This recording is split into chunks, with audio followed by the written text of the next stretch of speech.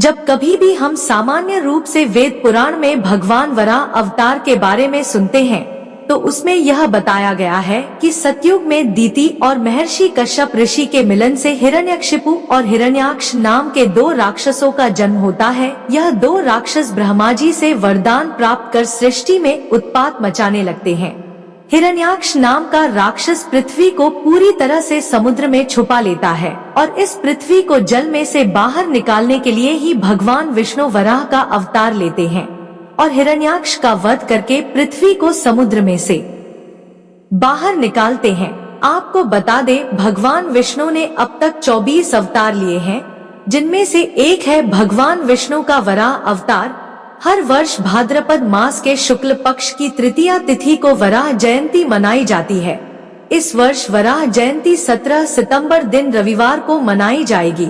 यह भगवान विष्णु का मानवीय शरीर में धरती पर दूसरा अवतार था। इसी अवतार में भगवान विष्णु जी ने मानवीय अवतार लिया था, जबकि उनका मुख वराह के समान था, इसीलिए इस अवतार को वराह अवतार कहा गया। भगवान विष्णु के वराह अवतार के रहस्य को समझने के लिए हमें हिरण्यकशिपु और हिरण्याक्ष नाम के दो राक्षसों को भी समझना पड़ेगा। दीति और महर्षि कश्यप के द्वारा जन्मे दो पुत्र, जिनका नाम हिरण्यकशिपु और हिरण्याक्ष था। इन दोनों के ही जन्म होने के समय तीनों लोकों में अनेक प्रकार के भयंकर उत्पात होने लगे। उस समय स्वर्ग, पृथ्वी, आकाश सभी कांपने लगे और भयंकर आंधियां चलने लगी। सूर्य और चंद्र देव पर राहु और केतु बार बार बैठने लगे। यह दोनों ही जन्म लेते ही आकाश तक बढ़ गए और उनका शरीर फौलाद के समान पर्वताकार हो गया। हिरण्यकशिपु ने तप करके ब्रह्मा जी को पूरी तरह प्रसन्न कर लिया था और जब ब्रह्मा जी ने प्रसन्न होकर बोला कि मांगो, क्या वरदान मांगना है, तब उसने बोला कि मेरी मृत्यु न दिन में हो, ना ही रात में, ना घर के भीतर हो, ना ही घर के बाहर। इस तरह से अमरता का वरदान पाकर बिना किसी भय के तीनों लोकों पर राज्य करने लगा। उसके बाद उसका छोटा भाई हिरण्याक्ष उसकी आज्ञा का पालन करते हुए शत्रुओं का नाश करने लगा और भ्रमण करते हुए एक दिन वह वरुण की पुरी में जा पहुंचा। पाताल लोक में पहुंचकर हिरण्याक्ष ने वरुण देव से युद्ध की याचना करते हुए कहा कि हे वरुण देव, आपने जगत के संपूर्ण दैत्यों तथा दानवों पर विजय प्राप्त किया है। मैं आपसे युद्ध की विनती करता हूँ, आप मुझसे युद्ध करके अपने युद्ध की कला का प्रमाण दीजिए। उस दैत्य की बात सुनकर वरुण देव को क्रोध आया, परंतु हंसते हुए वरुण देव ने कहा कि तुम जैसे बलशाली वीर से लड़ने योग्य अब मैं नहीं रहा। तुम्हें यज्ञ पुरुष नारायण के पास जाना चाहिए, वे तुमसे लड़ने योग्य हैं। यह सुनते ही हिरण्याक्ष नारद के पास पहुंच गया। तब नारद से पूछने पर उन्होंने बताया कि नारायण इस समय वाराह का रूप धारण कर पृथ्वी को समुद्र से बाहर निकालने गए हैं। यह सुनते ही हिरण्याक्ष समुद्र में पहुंच गया और वहां उसने भगवान वाराह को अपने दाढ़ पर पृथ्वी को लाते हुए देखा।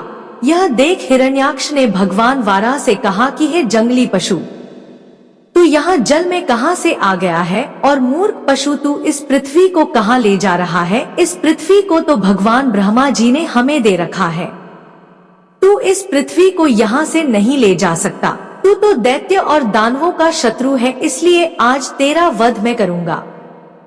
हिरण्याक्ष की यह बात सुनकर उन्हें बहुत क्रोध आया, परंतु पृथ्वी को वहां छोड़कर युद्ध करना उन्होंने उचित नहीं समझा। उस राक्षस के कड़वे वचन को सुनते हुए वह जल से बाहर आ गए। उसके बाद हिरण्याक्ष ने उस पृथ्वी को भगवान वराह से छीनकर समुद्र में फिर से डूबो दिया। यह देख सभी देवी देवताओं ने पृथ्वी को डूबने से बचाने की प्रार्थना की कि हे भगवान, पृथ्वी के बिना मानव सभ्यता का अंत हो जाएगा, कृपया करके उसे बचा लीजिए। यह सुनते ही भगवान वराह पृथ्वी को वापस लेने लगे तो हिरण्याक्ष ने भगवान को युद्ध के लिए ललकारा, जिसके क्रोध में आकर भगवान वराह ने हिरण्याक्ष का वध कर दिया और समुद्र से पृथ्वी को अपने दांतों पर रखकर बाहर ले आए और पृथ्वी की पुनर्स्थापना की। वैज्ञानिक दृष्टिकोण से भी भगवान विष्णु का वराह अवतार बहुत महत्व रखता है। शिव पुराणों में यह बताया गया है कि भगवान शिव जी के अनुरोध पर भगवान ब्रह्मदेव ने इस सृष्टि की रचना की और साथ साथ हमारी पृथ्वी की भी रचना की। शुरुआत में हमारी पृथ्वी पूरी तरह से जल में डूबी हुई थी और एक भी जीव इस सृष्टि पर मौजूद नहीं था। तभी भगवान विष्णु जी ने भगवान ब्रह्मा जी के कहने पर हिरण्यगर्भ से इस पृथ्वी पर जीवन की शुरुआत की। यहाँ आप हिरण्यगर्भ, हिरण्यकशिपु और हिरण्याक्ष में पूरी तरह से समानता देख सकते हैं। हमारे वैदिक शास्त्रों में हिरण्यगर्भ को ही सभी जीवों का आदि स्रोत माना गया है। हिरण्यगर्भ का मतलब होता है कीमती और सुनहरी धातुओं के रस का गर्भ, और इस पृथ्वी पर जीवन की शुरुआत भी इसी रस से बनने वाले एक कोशिकीय सजीव से हुई है। समुद्र में सबसे पहले एक कोश रचना वाले सजीवों के साथ साथ समुद्री शैवाल और वनस्पति की उत्पत्ति हुई, लेकिन उस समय तक भगवान का अवतार धरती पर नहीं हुआ था, और भगवान के अवतार को तभी अवतार कहा जाता है जब वह परम तत्व जीवात्मा रूप में जन्म लेता है। भगवान विष्णु जी के मत्स्य अवतार के बारे में यह बताया जाता है कि भगवान विष्णु जी ने यह अवतार सृष्टि को प्रलय से बचाने के लिए लिया था, और यह भी बताया गया है कि हयग्रीव नाम के राक्षस ने ब्रह्मा जी से वेदों को चुराकर समुद्र की गहराइयों में छुपा दिया था, और इस वेदों के उद्धार के लिए भगवान विष्णु जी ने मत्स्य अवतार लिया। उस समय वेद किसी प्रकार से किताब के रूप में नहीं था। सृष्टि की शुरुआत में जीवन समुद्र की गहराइयों में था, और इस जीवन को हयग्रीव नाम के राक्षस ने समुद्र में छुपा लिया था। तो घोड़े की गर्दन वाला जीव उस समय समुद्र की अंधेरी गहराइयों में रहते थे। भगवान विष्णु ने अपने मत्स्य अवतार में हयग्रीव का वध कर दिया। इसका मतलब यह है कि हयग्रीव का क्रमिक विकास होकर वह मत्स्य मछली बना। इस तरह से जीवन समुद्र के अंधेरे में से मत्स्य के रूप में बाहर निकला। आज भी यह हयग्रीव समुद्री घोड़ा केवल ग्रीष्मकाल में ही देखने को मिलता है, और बाकी मौसम में यह समुद्र की किन गहराइयों में चला जाता है, इसे कोई वैज्ञानिक नहीं जान पाए हैं। इस तरह से हयग्रीव का जब तक वध न होता, यानी उनका क्रमिक विकास न होता, तो जीवन समुद्र की गहराइयों में ही खत्म हो जाता, जिसे प्रलय के रूप में दर्शाया गया है। परंतु भगवान ने मत्स्य अवतार लेकर जीवन को प्रलय से बचाया है, और इस मत्स्य अवतार के बाद समुद्र में एक क्रमिक विकास का कार्य तेजी से होने लगा, और कई नए सजीव हमारे अस्तित्व में आने लगे, और समुद्र में क्रमिक विकास का एक मंथन सा शुरू हो गया।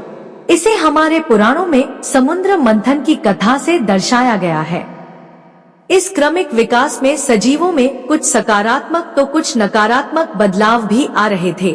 इनमें सकारात्मक बदलाव को देवों के रूप में तथा नकारात्मक बदलाव को दानवों के रूप में दर्शाया गया है।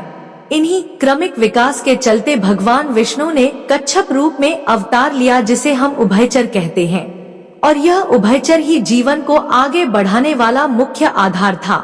इन्हीं उभयचर से सरीसृप कर अस्तित्व आया, लेकिन अभी तक जीवन पूरी तरह से पृथ्वी पर बाहर नहीं आया था, और जब पूरी तरह से पृथ्वी पर जीवन आया तो वह स्तन प्राणियों के रूप में आया। सरीसृपों में से लगभग लाखों वर्षों के संघर्ष के बाद स्तन प्राणियों का विकास हुआ, और इस संघर्ष को हमारी पौराणिक कथाओं में भगवान वराह और हिरण्याक्ष के युद्ध के रूप में दर्शाया गया है। दोस्तों, वीडियो पसंद आया हो तो वीडियो को लाइक और शेयर करें। धन्यवाद।